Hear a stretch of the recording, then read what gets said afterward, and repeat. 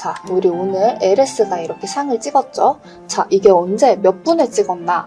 이렇게 보면은 한 9시 30분, 40분부터 이렇게 딱 한번 박스를 뚫더니 결국엔 10시 53분에 상을 찍었네요. 자, 그러면 이거가 상 찍을 때 LS 이게 그룹주에 대해 지분관계 이걸 다 알고 있었던 분들은 다른 주식을 볼 수 있겠죠.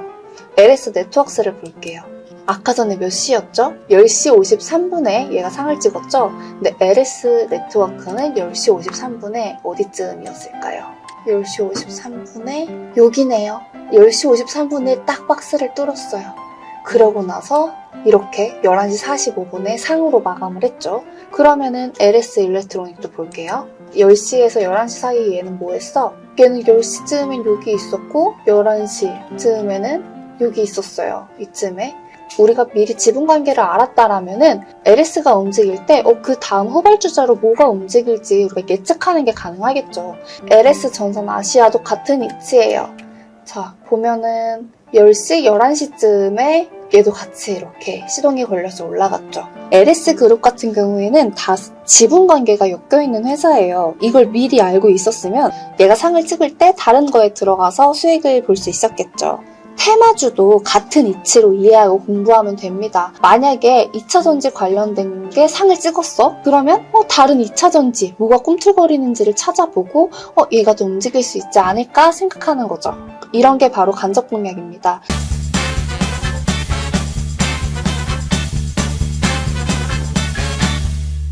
안녕하세요, 라이입니다. 오늘은 상한가 매매 기법에 대한 내용을 가지고 왔어요. 주식 투자자라면 자기가 보유한 종목이 상한가에 가는 날이 최고의 날일 거라는 거에 동의를 할 거라고 생각이 듭니다. 지금은 상하한가 폭이 30%죠. 우리는 이렇게 상한가 가는 종목을 잡기 위해서 상한가 분석을 해야 되는데요. 왜 상한가 분석을 해야 할까요? 상한가 가는 종목을 잡음으로써 급등주의 상승폭을 취할 수도 있고 상한가 종목을 분석함으로써 시장의 흐름을 파악하고 강한 테마주를 잡을 수도 있죠. 그럼 상한가 분석은 어떻게 해야 되는 건데? 보통 상한가는 재료에 의해 많이 나옵니다. 우리가 상한가를 잡는 방법에는 두 가지 방법이 있어요. 첫 번째, 재료가 노출되기 전에 세력이나 내부자의 성취 매수로 상한가에 진입하는 경우예요. 그런데 사실 이건 우리가 알기가 힘들죠. 또는 재료가 노출되기 전에 상한가 종목은 어떤 재료를 가지고 있는지 파악하고 과거 공시랑 정보를 미리 공부를 한 다음에 그 크기를 파악하고 그 다음에 그 재료가 종목의 주가에 얼마나 영향을 미칠지에 대해서 판단하는 것입니다. 그리고 두 번째는 재료가 노출되면서 대중들의 매수가 몰려서 상한가에 진입하는 경우입니다. 이걸 우리가 어떻게 적용시킬 수 있는지 알려드릴게요. 직접 매매랑 간접 매매가 있는데요. 직접 매매 첫 번째, 연속 상한가를 공략하는 겁니다. 직접 매매할 종목은 어떤 식으로 선정하면 좋을까요? 3박자 투자법에는 이렇게 나옵니다. 첫 번째, 상한가 진입 속도. 두 번째, 상한가 진입 이후 상한가에서 거래된 양.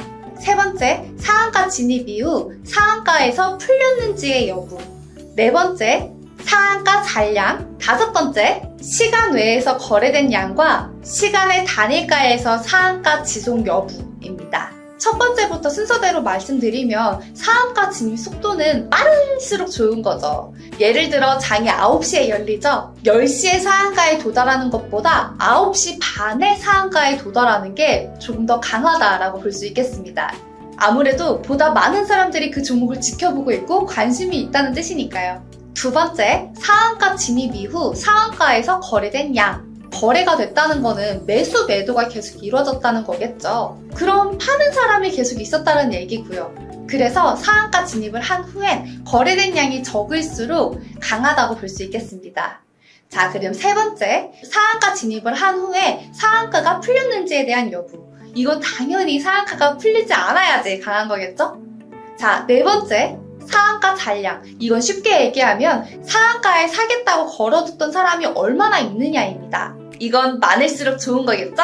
자, 그럼 다섯 번째, 시간의 거래량과 시간의 단일가에서 상한가 지속 여부. 이건 당연히 상이 안 풀리고 지속되어야지 강한 겁니다.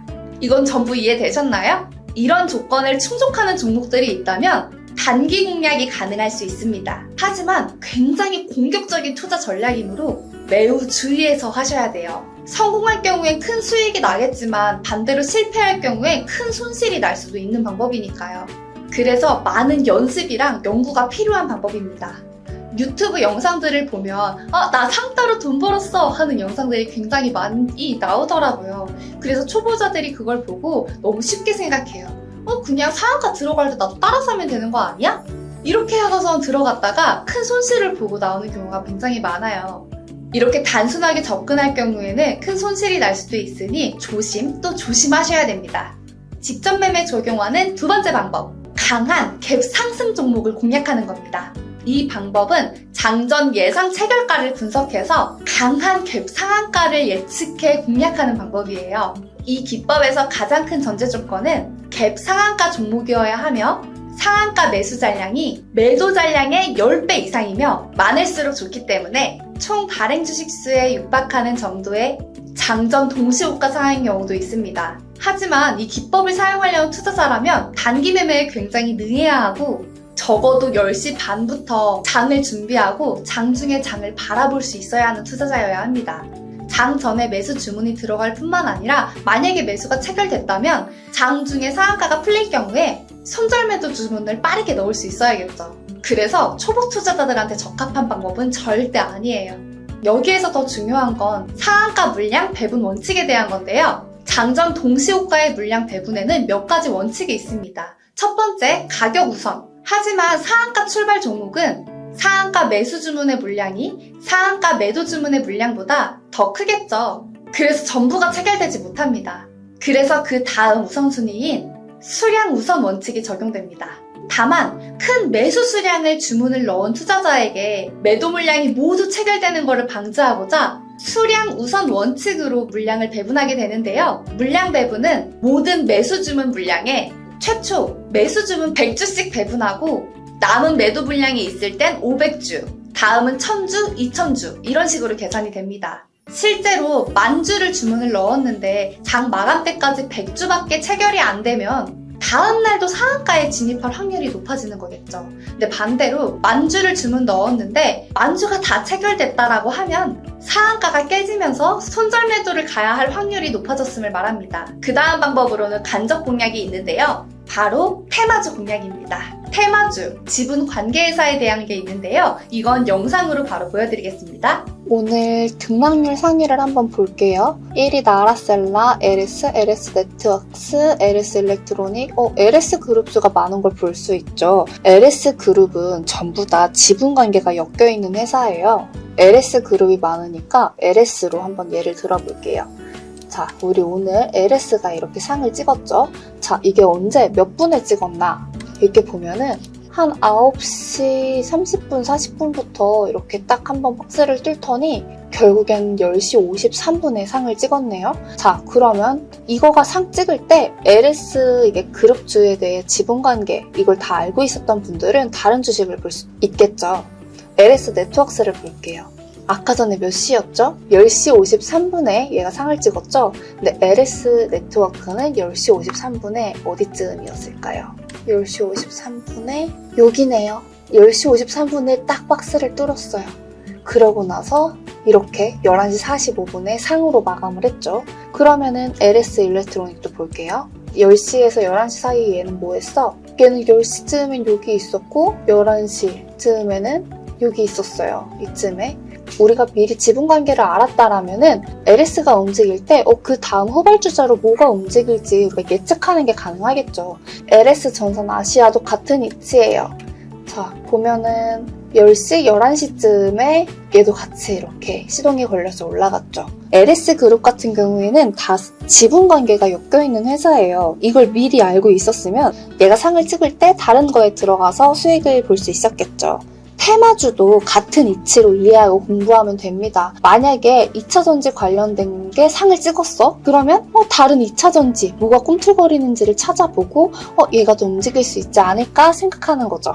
이런 게 바로 간접 공략입니다. 자, 그럼 지분관계 엮여있는 거 어떻게 하는데 보여드릴게요. LS 내리면은 여기 주주현황에 이렇게 이름 써있죠. 구자열 구자열님은 LS 그룹의 의장이에요. 근데 만약 잘 모르겠다 싶으면은 LS 네트워크스를 들어가 볼게요.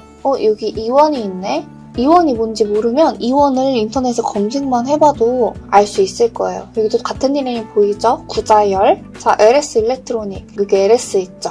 LS 전선아시아, LS 전선. 저기도 마찬가지로 비슷한 이름이 보이죠? 이렇게만 봐도 지분관계가 엮여있는 거를 금방 파악할 수 있습니다. 이거를 미리 공부를 많이 해놔야 돼요. 자세한 거는 짝짓기 매매법에 설명을 드리니 오늘은 이만 설명을 마치도록 하겠습니다. 오늘은 상한가 매매 기법에 대한 얘기를 나눠봤는데요. 여러 번 말씀드리지만 이 방법은 초보 투자자들한테 추천드리지 않는 방법이에요. 많은 연구와 공부가 필요한 방법이라는 걸 꼭 인지하셨으면 좋겠습니다. 최근 팔테크에 대한 설명으로 여러 가지 기법을 설명드리고 있는데요. 투자자 본인이 위험과 수익률 중 어느 부분을 적극적으로 고려할지 생각해보시고 자신의 타입에 어울리는 전략을 열심히 공부하시는 게 좋을 것 같습니다. 모두의 성공 투자를 응원하겠습니다. 감사합니다.